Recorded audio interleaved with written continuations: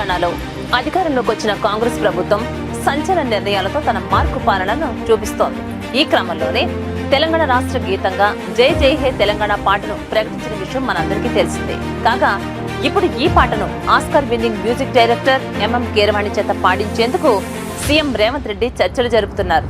ఈ మేరకు కీరవాణితో పాటు పాట రచయిత అందశ్రీతో సీఎం రేవంత్ రెడ్డి ప్రత్యేకంగా భేటీ అయ్యారు.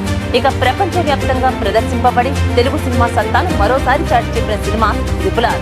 ఈ సినిమాలోని నాటు నాటు పాటతో తెలుగు మట్టిలోని మాధుర్యాన్ని తెలియజెప్పి ప్రతి ఒక్కరి చేత స్టెప్ వేయించడమే కాకుండా అత్యున్నత పురస్కారమైన ఆస్కార్ అవార్డును కూడా దక్కించుకున్నారు సంగీత దర్శకుడు ఎంఎం కీరవాణి, రచయిత చంద్రబోస్. అయితే ఈ Oscar winning music director MM కీరవాణితో తెలంగాణ ముఖ్యమంత్రి రేవంత్ రెడ్డి ప్రత్యేకంగా భేటీ అయ్యారు. అంతేకాదు కీరవాణికి కీలక బాధ్యతను అప్పగించారు రేవంత్ రెడ్డి.